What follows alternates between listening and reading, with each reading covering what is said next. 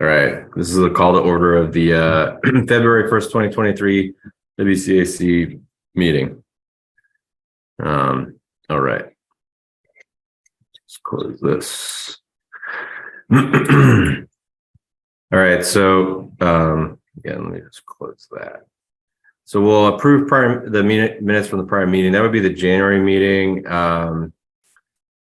Susan, I think you just circulated those yesterday or today, is that right? Yeah, today. Yeah. Did anybody see any changes to those they want to bring up?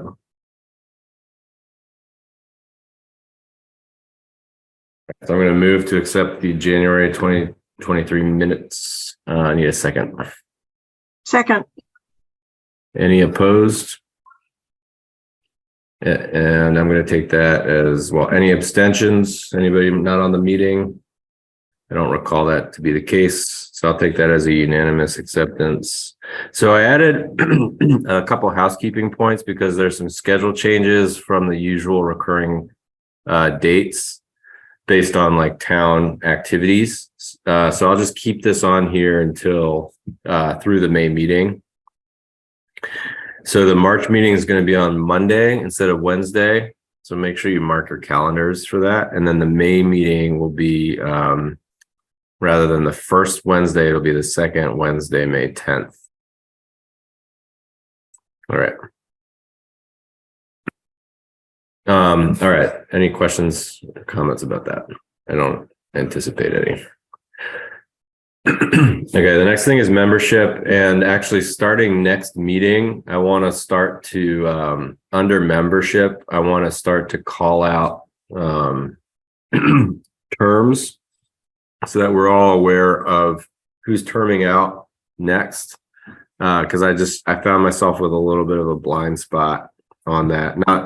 It's only my fault, but I just wasn't paying attention. And so I just want to make sure that data is in front of us going forward. So I already added that to the March agenda. And we do have, sorry, we do have a new member. There's just a little back and forth. We do have a new member coming on, and Susan will be moving to an associate member. Is that right, Susan? Yep. Yeah. Okay. All right. So the next agenda item. So the rest of this stuff is standard stuff, initiative tracker, liaison updates. I wanted to dedicate virtually as much time as needed to Patrick on the next item, which is a discussion on the 13B development proposal. And Susan and I have had some conversations with Patrick about, well, we had one conversation after our last WCAC meeting, just sort of clarifying next steps after our discussion here, to sort of hear from Patrick, what would path forward look like given all the things that he's got to consider. So we invited Patrick to this meeting to discuss that. And Patrick, I hope you're ready to present. I am. Yep. I'll try to keep it simple and quick. But for those of you who may not have been a part of the process, going back to, back even to 2018, we had a project approved for 13B Commonwealth Avenue in August of 2021. We started the process back in 2018. And as many of you know, the design of that building went through many iterations. And I think it's fair to say that where we came out on the design was something that would be, I think, iconic within the village and would have set the standard in Massachusetts, I think, for smart growth developments like this. At least that was certainly the goal behind the design when we put it forward. Unfortunately, even in the best of times, the project was extremely tight financially. We were trying to accomplish a lot, and there's a number of bells and whistles and flourishes within the design. And we were struggling with the the small size of the project and the amount of affordables of the residential units required, and a few other things that I won't bore you with. But when we finalized the construction drawings, went out into the market to get pricing, we ran into a buzzsaw. I actually went through 4 different construction firms trying to get our pricing down, and it just didn't work. Construction costs over the past couple of years have gone to levels that we've never seen before. There have been crippling labor shortages and supply chain, issues just getting materials to sites. As you guys are well aware, inflation has increased at the fastest pace in the last 40 years, and the Fed has been raising interest rates at the fastest pace ever. Interest rates have been higher, but they've never gone this high in as short an amount of time as we've been seeing. And even today, they raised it again and announced that they're going to continue doing that. So thankfully, and I really appreciate the fact that, this past September or October, Susan and John reached out and said, hey, we've been meeting with the West Concord Advisory Committee, and, what the heck is going on here? We're staring at a lawn and a parking lot. What's going on? So we've had a number of conversations, over the last few months, and I feel like it's been in the spirit of looking for, possible solutions. I was not able to attend the last meeting, so I'm just going off my wife's notes and then a subsequent conversation that Susan, John, and I had. But it sounded like there was an openness, by the committee to potentially see the project grow in size a little bit. So John and Susan asked me, if I'd come here tonight and kind of show, my thoughts on how we might be able to do that in a way that would continue to be true to the design intent of this building that I think we're so proud of. So I thought I'd come and kind of share some very preliminary thoughts. A little bit of background. I don't have right now clearance from my partners financially to run off and do a ton of new iterations for design. I'm kind of tapped on my soft cost budget right now, having gone through, the past iterations. But I thought I would just show you a simple, not a simple, but a straightforward way I think we can accomplish everything we're trying to accomplish and get the project to a point where we could move forward. So I don't know if anybody needs to give me the authority to share my screen. Can you see my screen, John? Oh, we're Yes. seeing something. Yeah. Seeing it blank, it's blank. We see a blank let's slot, a blank screen. Now we see it. Okay, beautiful. So this is the site that you're all well aware of. This is the site plan for the 32,000 square foot piece of land that the building is built on. This is the footprint for the building right now. The footprint's about just over 6,500 square feet. It's got 5,250 square feet of retail space. I explained to John and Susan during one of our conversations that really the reason why we've designed the site in terms of placing the building where it is going back to 2013. We had a one-story retail building that was approved on this site. We did need to come back for design review approval, which we did, I think, back in 2017. And it was made clear, and I agree that I agreed with the committee's conclusion that really needed to be something better. It needed to be mixed use, and it shouldn't be a one-story building. So what we did was we added 2 levels of residential, but that was really the rationale behind kind of the placement of the building and how the site was actually laid out, there was really no other rationale besides, we already had this footprint. And then from there, we used the parking count to really back into the number of units that we got to. That's how, 8 units came out of this. In my world, a 32,000 square foot site is a huge site when it's in a village district, village setting like this. It can certainly support in a very easy way a project that's bigger than 8 units and 5,000, a little bit over 5,000 square feet of retail. This is the parking that we had laid out with the Beharrell Street extension going up the eastern side of the property. And what I talked with John and Susan about, and I've run this past my architect, again, we haven't spent any money on this, but my architect assures me there's no reason why we can't accomplish this, which is extending the building back in a northwesterly direction along the western property line, and then extending the second and third stories above the parking.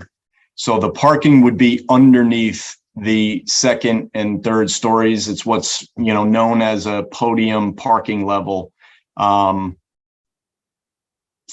remember the design of the building. This was the sketch that kind of started us off on the new look and where we ended up.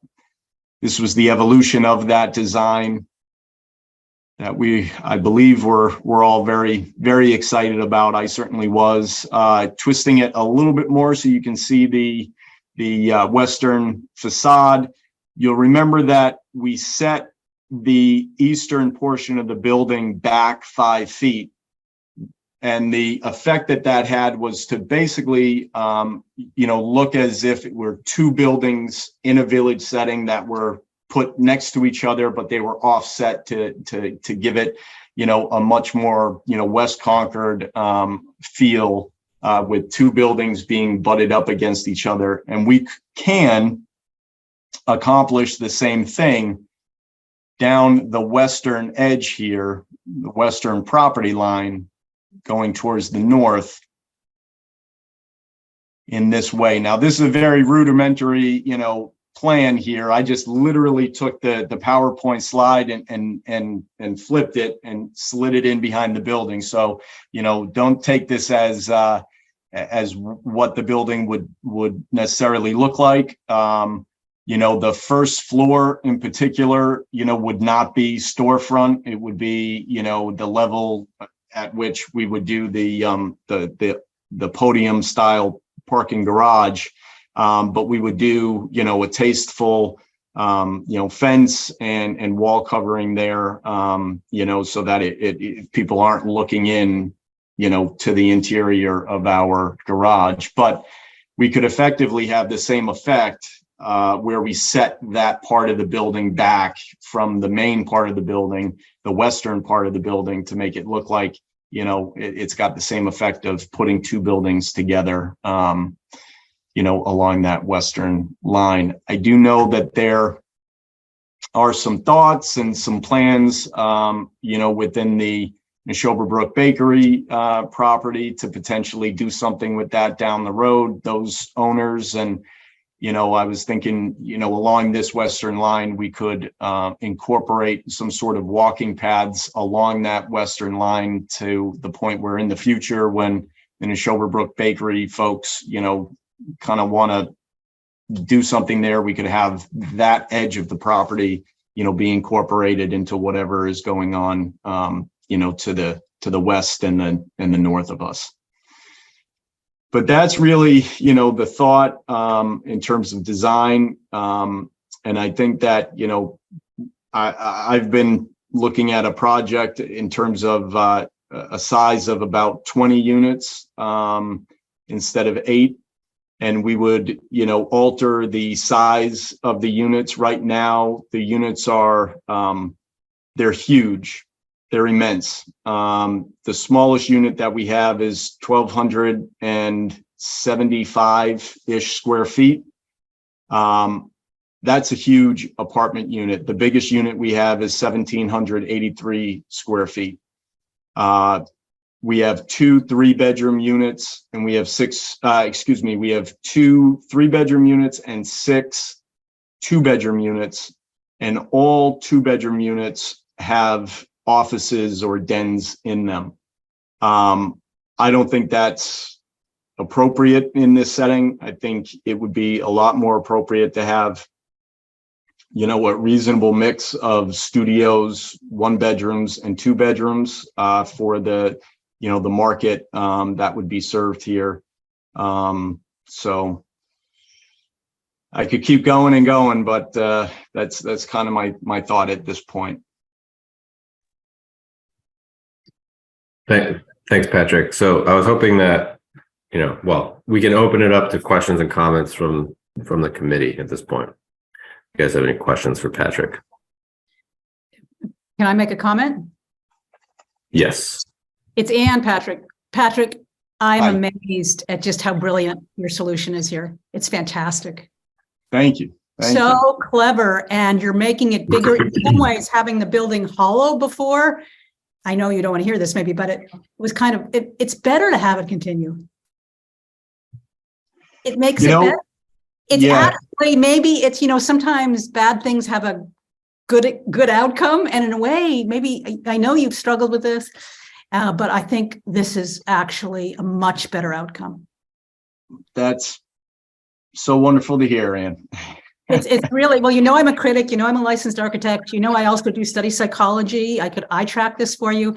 Humans are stigmatactic without conscious awareness. We without our even knowing it, we look for straight edge conditions, and that you could get on Newbury Street, for instance, and you get this here. Now you'll walk all the way around the building really effortlessly, hiding the ugly cars, which is what you really need to do. And you'll get right to the bakery. I mean, this is brilliant, and it kind of reflects West Concord's traditional architecture. It's a little bit of a new spin, but that's okay. It fits with, the new buildings across the street. I think it's fantastic. I think it's better, bigger, and I'm glad I know it's been a struggle, and I know it's been a struggle for many developers. What's happening now? There's such uncertainty. Yeah. In the real estate market right now. And you're amazing. You came up with this rather than just throw up your hands. Well, this is real. Makes me very, very happy to hear you say that, Ann. I can't thank you enough for, thank you. It's good. And I also think, have you heard of the silver tsunami? Do you know what that is? No, I can imagine what I have a. Well, as a real estate developer, you need to know that. Because Yes. what you're really designing here is for the silver tsunami. The silver tsunami refers to the 70 million baby boomers like me who will all be over 70 by 2030. There's not the housing for them. There's not the safe driving for them. And never before in America have you had so many people aging, nor do they have places to live. The silver tsunami would love this because they don't have to get in their car and they can walk to a library. They can walk to get food. They can walk and get their, it's just brilliant. It's the kind of housing we need, and making slightly smaller units, I think would be very good for the silver tsunami. I mean, so that's, 70 million Americans, including a lot of them in Concord, having no place to go, having no place to downsize. Well, I'm glad you mentioned that, Ann, because I couldn't agree with you more. Just anecdotally, what we've seen back in Brookside behind this, at one point over the last 5 years, and I don't know what the statistic is right now, but at one point we were tracking it very closely that we were over 85% of our renters were over 55. And the great majority of those renters were from Concord, who would come to us and say, we have no other options unless we want to go to the Concord Muse, or, we're not ready and we do not want to go to assisted living. We never want to go to assisted living, many of them said, and they really had no options, especially options where they could press a button, get into an elevator, from their covered parking, garage, and go right up to their units. Not only that, walk right to a train and go right into Boston. Yep. How many places are building places like that? That's why having more units here right by the train is just so relevant. It's huge. I'm happy to hear you say that. I'll I shut agree up. with you. Thanks. Thanks, Ann. Any other questions or comments for Patrick? Yeah, I'm just curious, now that you've gone to 20 units and it looks like a beautiful design, what percentage, are you still at the 25% affordable, or are you waiting for the new zoning to be passed at town meeting? So we would, I think at 20 units, we could still do 20%. The difficult thing at 8 units that we were, really struggling with was at 8 units, we were doing 2 units that were affordable. And then, you round, it was really 1.6 and then you round up to 2, and 2 units out of 8, total units is really 25%. And, on a project of this size, when, you got to build an elevator and, it's just so expensive, we were just getting crushed at the 25%. So if we were able to do 20, we think we can do 4 affordable units, and then, the 16 market rate units would really help subsidize those 4 units to a much greater extent than, 6 units are able to subsidize 2 units on a project at this scale. Just get much more comfortable. Yeah, and I'm assuming these are rentals, not for sale units? Correct. Okay.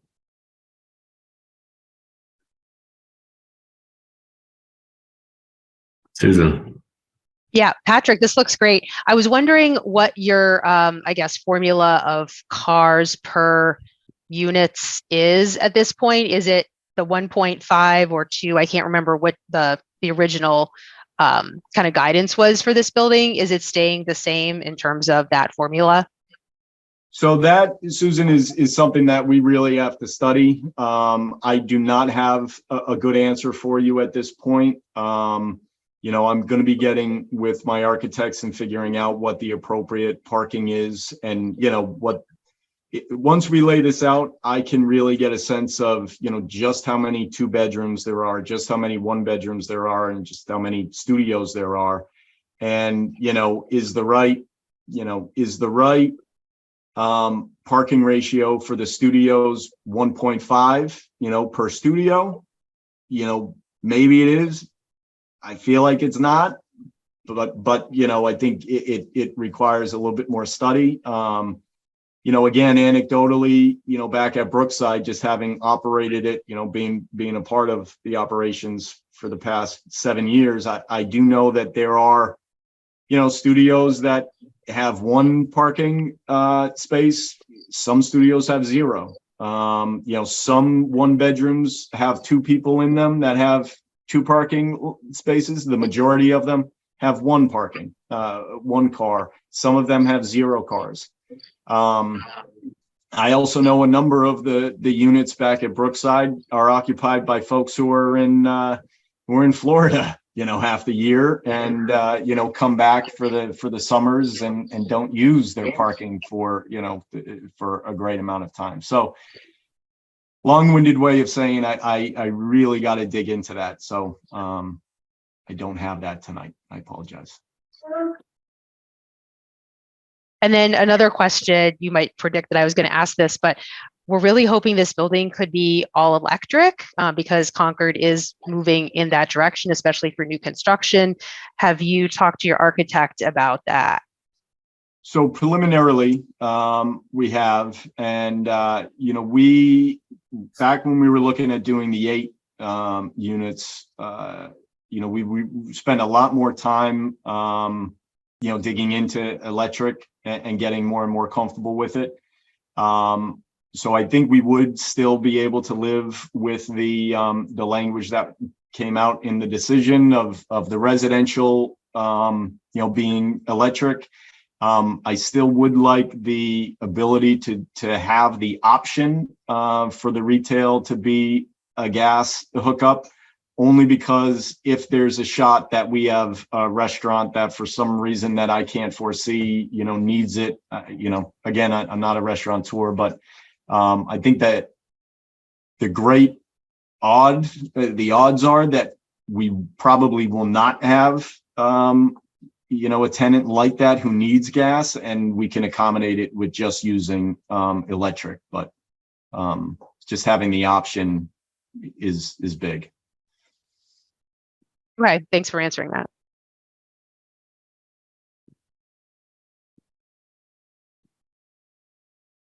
Thanks. And Marcia, is it okay for me to invite or open it up to public comment on this issue? Absolutely.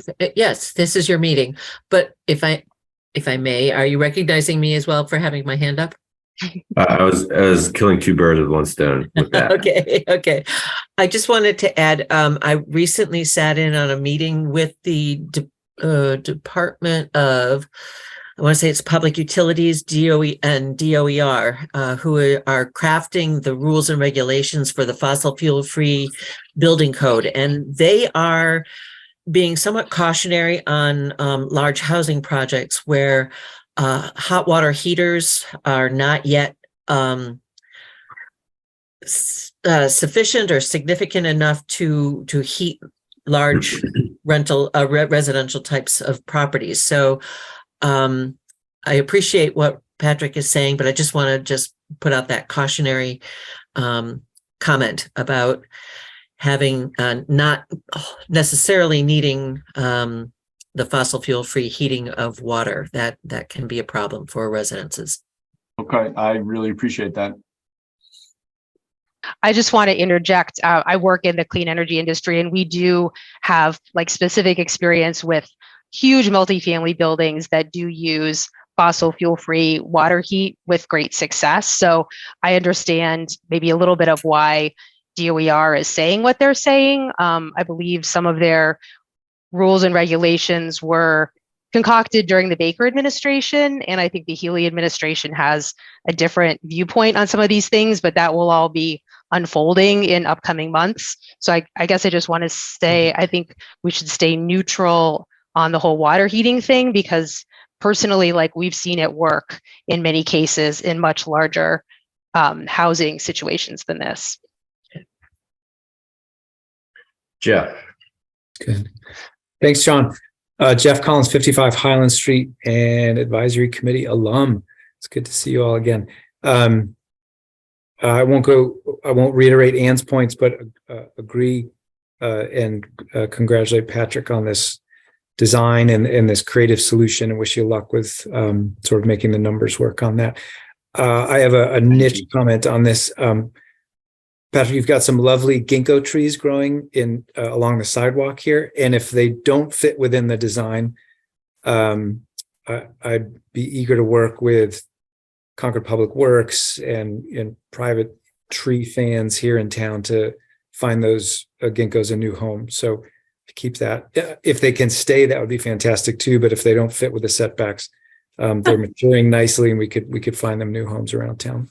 I'm glad you brought that up, because I've had a note that continues on every one of our meeting heads that says, find a home for these trees. And someone had reached out to me about a year and a half, 2 years ago at this point, and said, it was me. Was it? Well, thank you. Because can we donate them to, I think Rideout Park was the discussion at that time. And, absolutely, we'll be happy to do that. Great. Be a shame to lose them. Yeah. Thank you. Thanks. Thank you. Hi, Sue Felshen, 19 Sunnyside Lane, and liaison from the planning board. I just want to pile on the bandwagon of saying, I think this looks great to me. A wonderful way to get more housing into the village center, and put more parking out of view where it's not really adding to our village characteristics. As a member of the planning board, I can't speak to parking issues, but I expect I will get a chance in time. So thanks again. Thank you, Sue.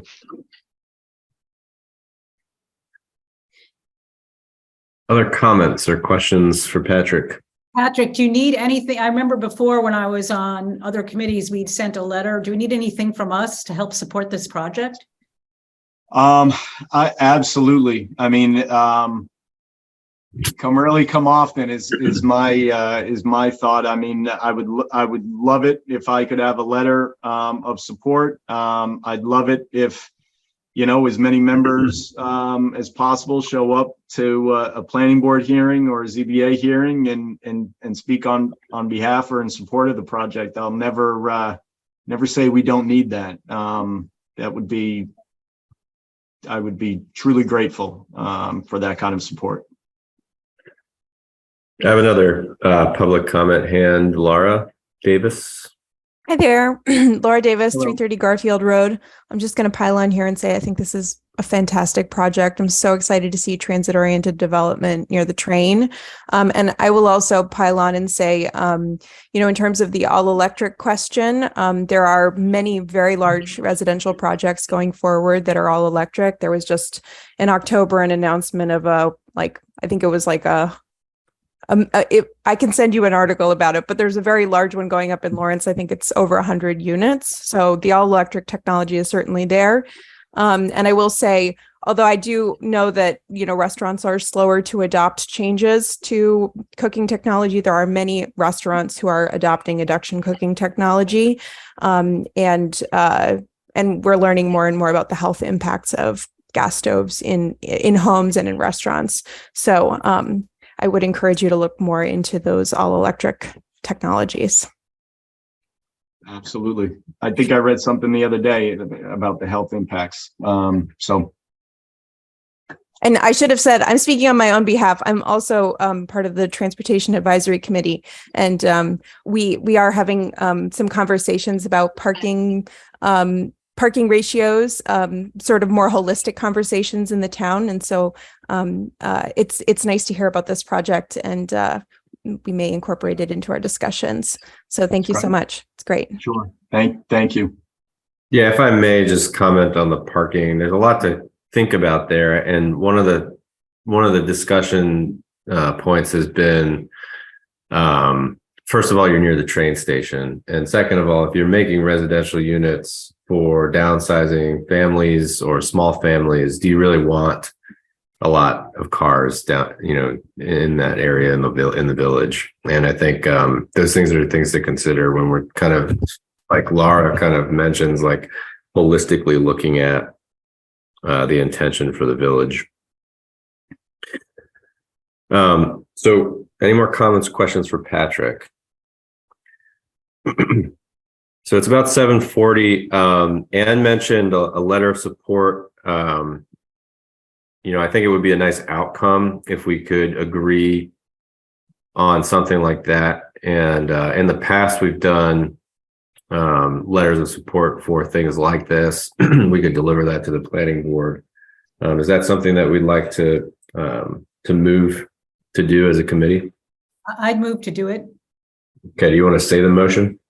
I say a motion to do a motion to with this adjusted project, to write a brief letter supporting it, how it's in keeping with our needs for more housing and accessible units to the train, and how it fits in with all the design guidelines that were laboriously worked over for like 5 years or something. I won't say that in the letter, but I think it's just a wonderful outcome, I think, for everybody.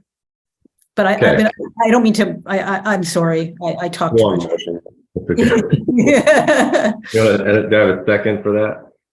Second. We're going to rely on the recording, I think, for that one.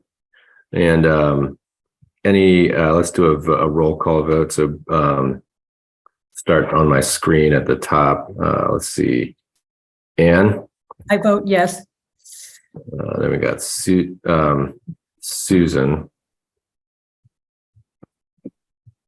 You're on mute. Yes.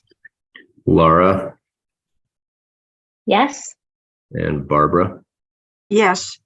And I'm a yes, so it's unanimous. So we'll work on drafting that. Does somebody want to raise their hand and take a first stab at the draft on the letter? Take a first stab at the draft. I'll take a first stab in the draft. I know that Susan's a better writer than me, but I'll take a draft and I'll put it on a Google Doc, and you guys can add stuff in. Yeah. Oh, I think that we have to What do we have to do? You have to send it to the group, then they have to send you comments directly one-on-one back, Okay, right? that's fine. Exactly, Yeah. exactly. No Google Docs. No Google Docs. Okay, I'll send a, and then you put in comments one by one. That's fine. I Yep, can do that this weekend. great. Patrick, thank you very much. Do you mind unsharing your screen? Not at all. Is this project still called 13B or does it have a new name?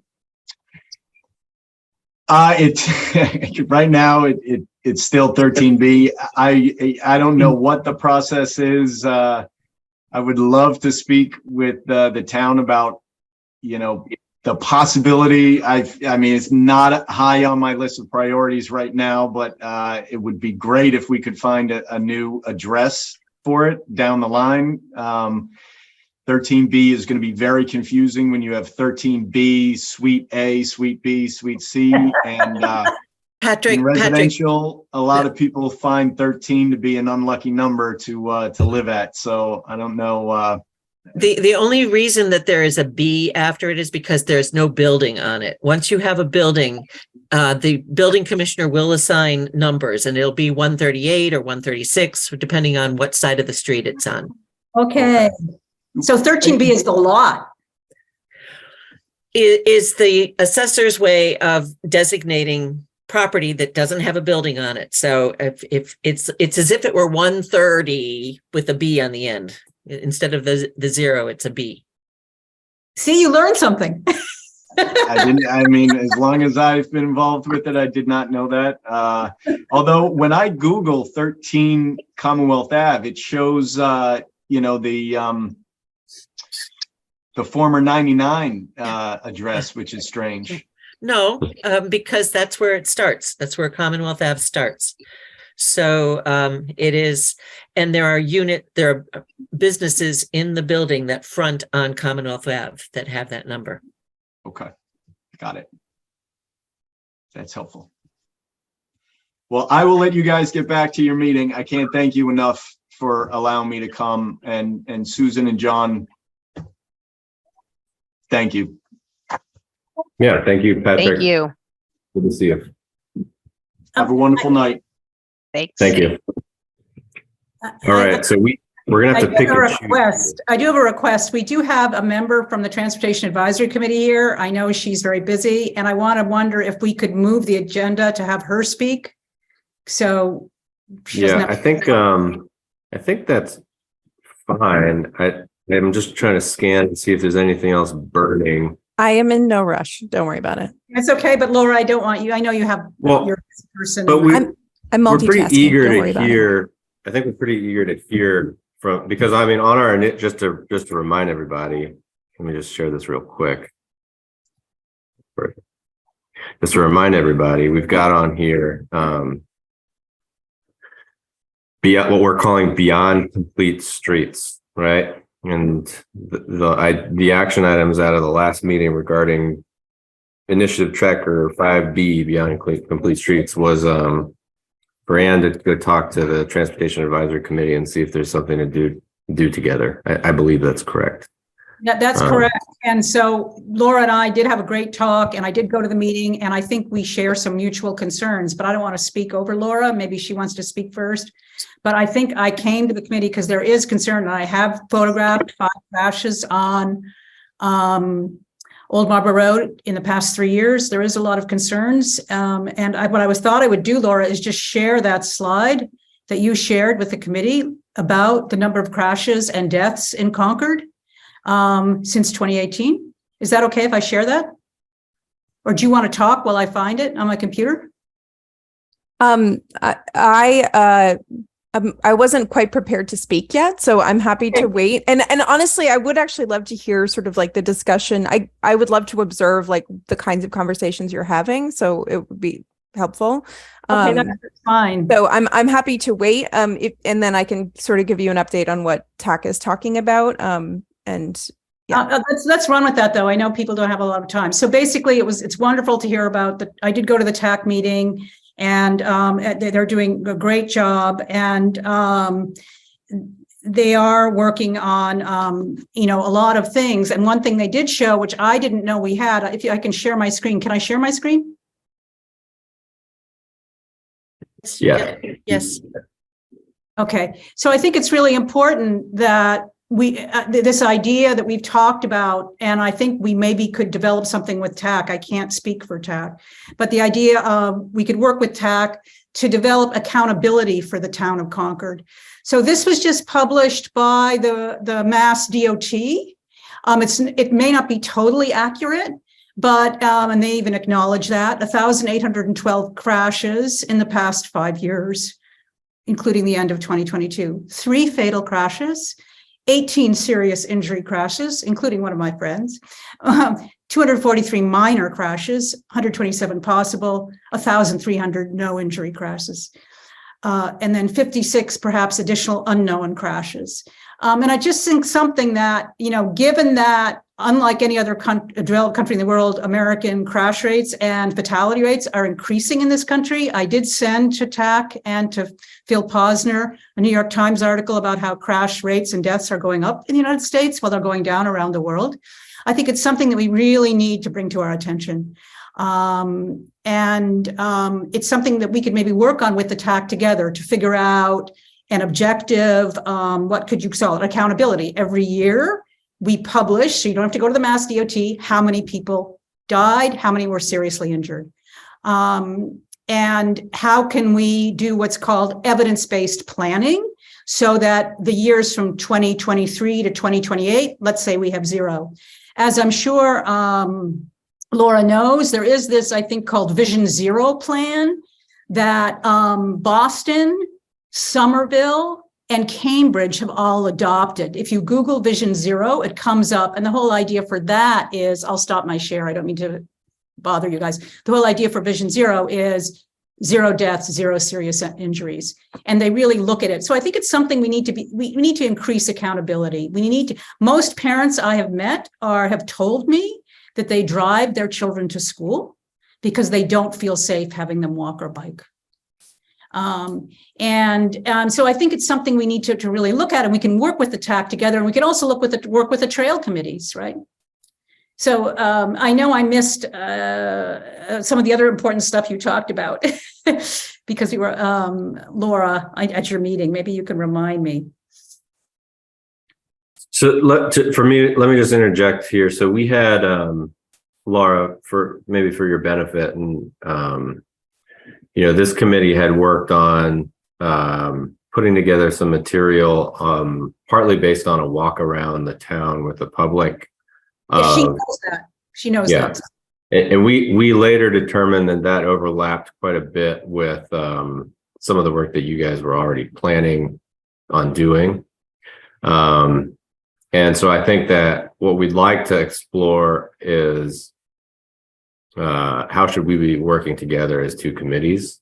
Exactly. Right. And when we say beyond complete streets, right, there's the ongoing Complete Streets project that's going to be finished in the spring. So then what are the things beyond that we want to start to work on? There's a number of topics or categories of things. There are things like evaluating the speed limits, improving the walkability, especially in certain areas.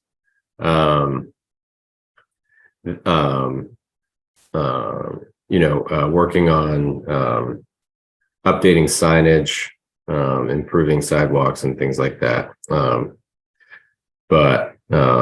And then the other thing is that, we need to think about where we can find funding. And I think before we kind of got started on that next phase of work, we wanted to see where you guys stood. Maybe we can work together. I wanted to add one more thing. Since our last meeting, a member of West Concord who is very concerned, the person doesn't want me to use their name, and has tried to work with the town to lower speed limits in her neighborhood in West Concord, told me that she thinks it'd be really good if we did something we've done very successfully in the past. Maybe we combine with TAC and hold a public forum to hear this is the quote, to hear what the community has to say about traffic concerns. Because I think a lot of people are very scared. 2 people have told me they're very scared, individuals separately, very scared crossing by Emerson Hospital, Route 2. I realize a lot of that may not be in the town's jurisdiction, but we need to maybe work with the state to make it safe to cross to the hospital. They're missing crosswalks still in front of the old 99. We watch people push strollers when they get on the rail trailer, not having a crosswalk. So I think we need to hold a public forum. I think two things. One, we need to really, this is what I got away from your meeting. This was my idea. We need to have accountable transit policy so we can actually keep track. And every year we state and publish how many people were killed in Concord, how many people were seriously injured, just like the Mass DOT does. And unlike what the Mass DOT did, we show where the accidents all occurred. I mean, are all of them on Route 2? That's what some people think. That's actually not the case, but we could easily make a map showing where they are, and that those will lead us to evidence-based design, where we need to, make a different kind of crosswalk, where we need to maybe make a bump out, where we maybe need to lower the speed limit. Right now, the speed limit posted less than 1/10 of a mile before the rail trail crossing on Old Marlborough Road is 30 miles per hour. That couldn't happen in Cambridge, where they passed a law that 75% of all streets are 20 miles per hour. So we need to really need to use evidence-based design. And I think this idea, this public person came up to me, hold a forum to hear community, what the input about traffic. And talk to parents. Is it really true that parents are afraid to have their kids walk or bike to school? Now, I know parents here because I'm at the mill, and a woman has a teenager. She's afraid to have her 16-year-old walk or bike to the high school. And so I have a question about what the public forum would possibly result in. Like, let's say we had loads of people show up and say that they were concerned about safety, walking, biking, having their kids on foot going to school. If we heard that, then what would we be able to do with that, I guess, is my question. Well, I think that's our jurisdiction. Part of the reasons we exist is to take community concerns and then bring them to the planning board, and then also bring it to we've got great people that I've seen at Public Works. I've been able to work with some of them a little bit, and they're fantastic, but we need to make the bridge between what they do and what we need better known. I think that's part of the problem. And then there are TAC people who have fantastic information. Some of your TAC members have amazing info about transit policy. We need to all work together, because maybe we do adopt maybe the zero, what is it called? Project Zero, whatever it's called, that Cambridge, Somerville, they've all adopted. Maybe it's not appropriate, but maybe we should look into it, because clearly it is nationwide a problem. Deaths are increasing in the United States, in part because maybe cars are getting bigger. In Europe, they have the limit on how they limit the size of the cars. So that's a whole other conversation. But I think let me make a comment. So, I think there is that approach to sort of, come with this kind of data and support these changes. I was on the Economic Vitality Committee meeting the other night, and there's a project that's funded by something called the Shared Streets and Sidewalks program or something like that, and it's improving that intersection at Main and Walden, and it's really based on safety improvements, but there's going to be significant aesthetic improvements that come out of that. And so I think we can, Anne, you raise good and valid points. I also think that we may be able to, I think there may be an inherent understanding in some of these grant funding programs that safety needs to be improved, and that and in the community too, and that if we find the funding mechanisms to support this kind of work, and we can justify that these improvements are going to improve safety, walkability, and accessibility, that, we may not need to do such a heavy lift on gathering and reporting data on the things that you mentioned. So in other words, we can take the approach of, let's look for alignment with government funding opportunities that already exist and already kind of understand this concern inherently, including the one that's being used to fund the improvements in Concord Center, and see what's available. I don't know if the TAC's already been doing that or been active in looking for government funding opportunities for this kind of stuff, but I think that's a viable path. I think it might be helpful for me to, Sorry. no, go ahead. I just think I agree with you, John, and I think that the town continues to make improvements in areas that they've had concerns about, traffic and crosswalks, et cetera. They made improvements in front of Concord Academy, I don't know, Marcia, maybe as long as 10 years ago now, to provide better visibility for kids who wanted to cross there. They're doing the one now at Main Street and Walden Street. And I think it's important to look at how successful those are in improving traffic flow and safety, so that then those methods can then be adopted other places in the town. I'm concerned about implying that nobody's paying any attention to any of this in the town. And I think they're paying a lot of attention to things and making improvements. And it doesn't mean that more improvement can't be made, but it's a process. And John, you're right. It's a process that involves funding and a lot of information about where the challenges are. Yeah, but I think that's what we need to do. And I see urgency, and I don't think improvements are happening fast enough. 3 deaths in 5 years is too much. 18 people in 5 years is ridiculous. And the fact I moved to Concord 11 years ago, and I know 3 people who've been hospitalized because of a car crash. Never in my life has that happened to me. Well, yeah, but Anne, I don't think we disagree. I just think that it can be part of the, in other words, yes, we should be urgent. I would argue, I don't mean to take issue with you, but I would argue the process in place is not going to.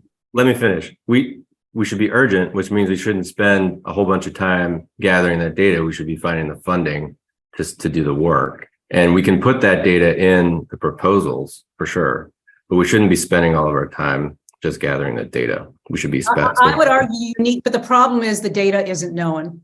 And I would argue we already have funding, but we may not be using it in the right areas because people don't know that there are 4 crashes on Old Marlborough Road, which I happened to photograph in the past 3 years.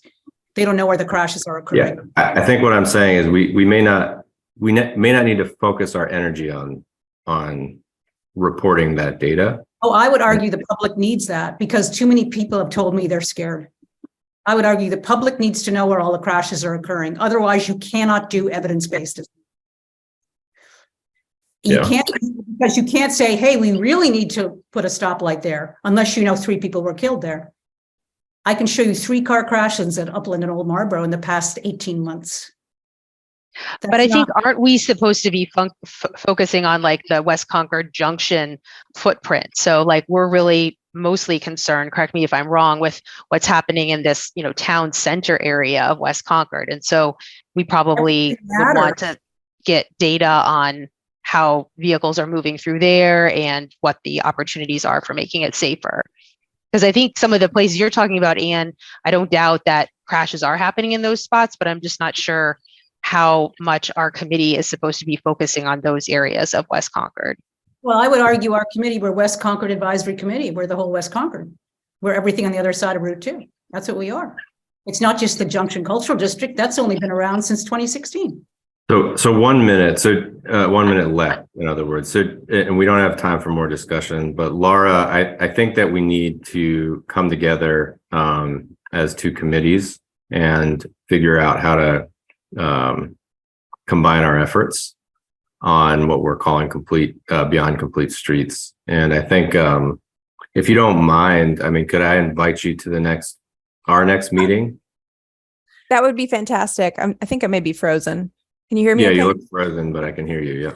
Yeah. Yes. We just so I can return the invitation. Our next meeting is next Tuesday coming up at 7:00 as well. So, we always welcome members of the public to come and love to have you guys there. If it's helpful to give a couple of just very brief things that, to have in your head as you're thinking about the work that we're doing. We're having this conversation about parking minimums. That's one of the things that we discussed at our last meeting, and that's very relevant to your work, just in terms of areas where our work overlaps. And then we are having a larger conversation about a comprehensive plan around complete streets and prioritizing different projects so that we have more shovel-ready projects to apply for grant funding. Mhm. So those are conversations that we're having, and we'd love for you to be a part of it. The idea for a public forum has also come up in our spaces. So these are all great opportunities for us to collaborate. So yeah, be happy to come and talk, or have one of you come and be on the agenda at our meeting. So I'd be happy to Okay. do it because I am the liaison for TAC. Yeah. And I would encourage the rest of the committee members, if you have time or interest, to join that as well. And Laura, if you don't mind, like I said, coming to our next meeting. So I think we should keep the conversation going. I think our focus, really after the motion today on 13B, our focus is going to start to shift toward this. And so I think the more interaction we have, the better. All right. But we, Sue, you have a hand up? I'm sorry. Yes, I know this might disrupt the quorum, but I have a client at 8 o'clock and I have to sign off. So That's okay. I'm sorry. Let's take Sue's comment and then we'll adjourn after that.